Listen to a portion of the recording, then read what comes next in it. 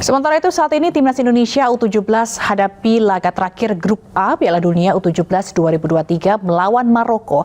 Antusiasme supporter terlihat di Stadion Gelora Bung Tomo, Surabaya. Supporter Indonesia berdatangan untuk memenuhi Stadion Gelora Bung Tomo, Surabaya sejak siang tadi. Mereka mendukung perjuangan Timnas Indonesia U17 menjalani laga hidup mati melawan tim Maroko di laga terakhir Grup A Piala Dunia U17.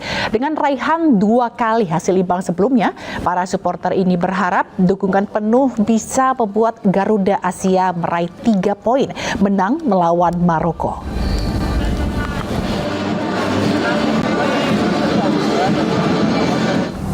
Dan untuk melihat suasana di Stadion Gelora Bung Tomo, Surabaya, Jawa Timur, kita akan lihat pantauannya bersama rekan kami Putu Bagus di sana. Selamat malam, Putu.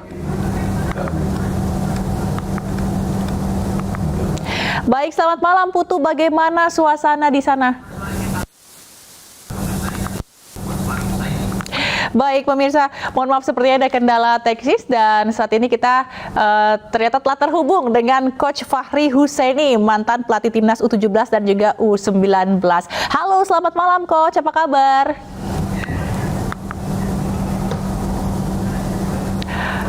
Selamat malam Coach, bisa dengar suara saya? Halo, selamat malam. Baik, ya, Mbak. Baik. Coach, ini hari ini kita melihat Coach Timnas U17 nih melawan Maroko gitu ya. Menurut Coach bagaimana peluang kita menang nih?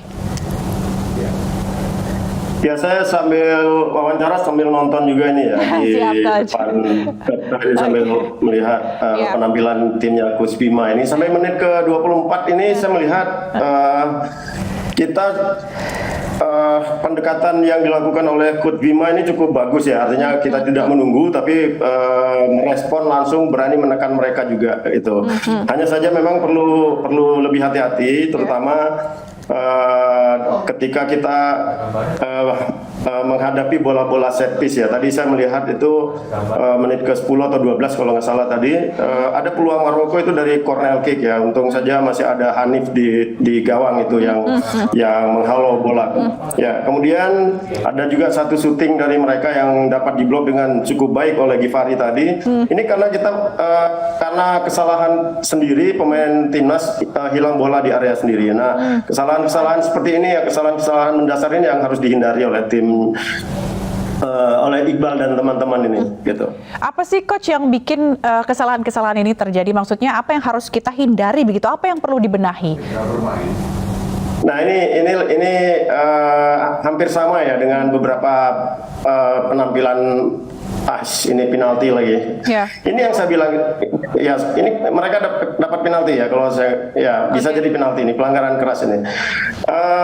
Ini yang saya bilang tadi, pelanggaran kemudian hilang bola yang tidak perlu ini harusnya bisa dikurangi ya, karena menghadapi tim yang punya keinginan yang kuat juga untuk lolos, yang levelnya mungkin lebih baik setingkat di atas kita. Tentu terlalu berisiko kalau kita kehilangan bola di area sendiri. Nah, penyebabnya bisa beragam ya, bisa salah satunya adalah kurangnya kepercayaan diri pemain-pemain kita ketika mereka mendapatkan tekanan di area sendiri ini. Okay. Nah, ini saya melihat beberapa situasi kita begitu mudah kehilangan bola ketika pemain-pemain Maroko itu melakukan pressing. Baik.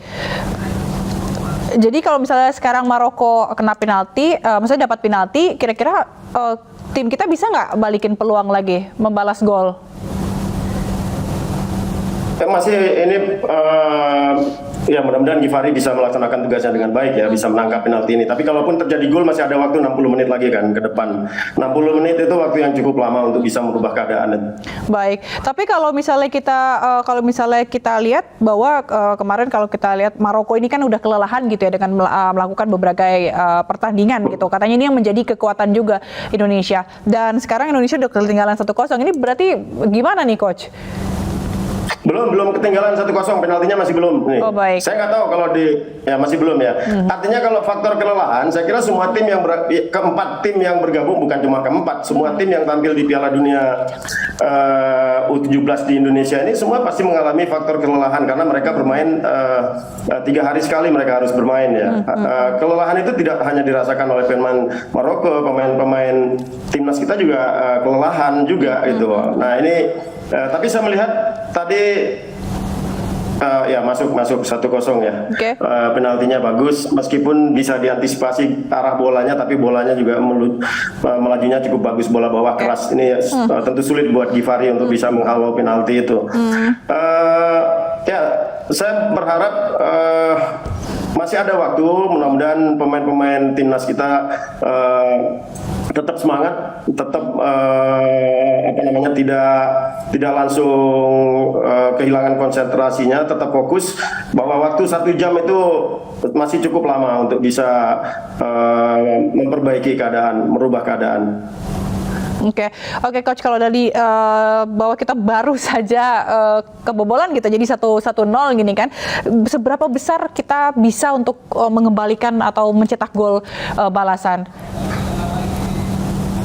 Ya ini tadi saya sampaikan bahwa ini semua sangat tergantung mental pemain ya. Mudah-mudahan saja ya, saya melihat dengan semangat yang mereka perlihatkan ini semangat, konsentrasi mereka, kemudian komunikasi mereka bisa tetap berjalan dengan baik seperti awal-awal sebelumnya. Kemudian yang kedua, pemain-pemain kita harus lebih cerdas lagi memanfaatkan setiap momen ya.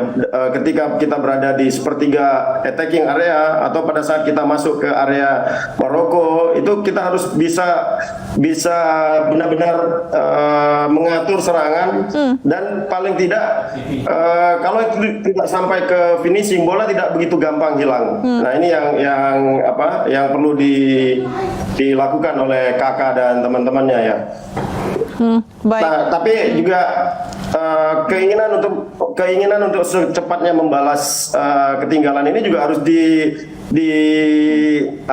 diimbangi dengan tetap fokus, tetap disiplin, jangan sampai niat yang menggebu-gebu untuk mengejar ketertinggalan, kita kehilangan konsentrasi, bahkan bisa menambah golnya Maroko itu. Gitu. Baik, ya. tadi saya lihat berarti ada kepercayaan diri, kondisi mental, dan juga tadi fokus ya, disiplin gitu ya, Coach ya. Baik, kalau misalnya kita bercerita dulu, Coach pas melatih timnas 17 juga di Piala Asia gitu ya. Kalau bisa dibandingkan bagaimana kondisi pada saat dipegang Coach dulu dan yang sekarang dengan yang Coach Bima Sakti ini, melihatnya seperti apa?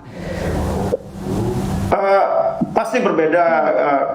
Tim U16 tahun 2018 angkatannya Bagas Bagus itu tim yang lama sudah terbentuk ya, mereka sudah lama sudah ikut Piala AFF, kemudian mereka tampil di kualifikasi AFC, kemudian tampil di AFC Cup juga. Ini berbeda dengan tim Bima. Bima ini kan timnya baru dibentuk ya. Artinya gini, kita tampil di Piala Dunia ini bukan karena kita lolos kualifikasi kan. Kita tampil karena kita mendapatkan jatah sebagai tuan rumah. Nah, ketika tim Bima Sakti itu dikalahkan oleh Malaysia di babak kualifikasi AFC Cup U17, itu tim itu sudah bubar kan? Ya kan, sudah bubar. Nah, kemudian karena PSSI bisa melobi FIFA sehingga kita ditunjuk sebagai tuan rumah, Bima membentuk kembali tim itu. Meskipun sebagian besar pemain-pemainnya adalah pemain-pemain yang membawa timnas U16 ini menjadi juara AFF kemarin itu. Ini timnya Bima juga. Hanya saja mereka sempat terputus ketika mereka gagal lolos kualifikasi AFC Cup itu. Ya, tapi dengan persiapan yang menurut saya tidak sebaik dengan tim yang angkatan Bagas Bagus, apa yang mereka perlihatkan di dua penampilan sebelumnya lawan Ekuador dan lawan Panama itu sudah cukup bagus ya. Mereka mampu memberikan perlawanan dengan menghadapi tim-tim hebat itu gitu. Oke, baik, Coach. Kalau kita lihat para pemain junior ini terlihat seperti apa ya? semangat atau bisa gitu ya mengimbangi permainan dari pemain dunia, tapi kenapa yang seniornya kita lihat kurang bisa bermain dengan atau bersaing dengan para pemain dunia? Itu ada masalah apa nih, Coach? Ya, ini kembali lagi ke kompetisi kita ya, keberlanjutan kompetisi usia muda kita kan banyak terputusnya itu. Nah, sehingga ada rentang waktu yang cukup lama untuk pemain-pemain potensial harus berhenti menunggu sekian lama baru mereka bisa tampil lagi.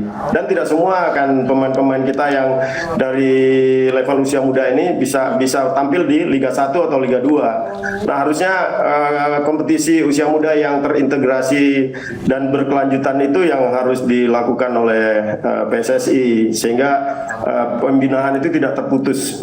Baik, Coach Fahri, jangan kemana-mana karena kita akan tetap melanjutkan dan membahas lebih dalam lagi usai jeda. Jadi pemirsa jangan kemana-mana, tetaplah di iNewsroom.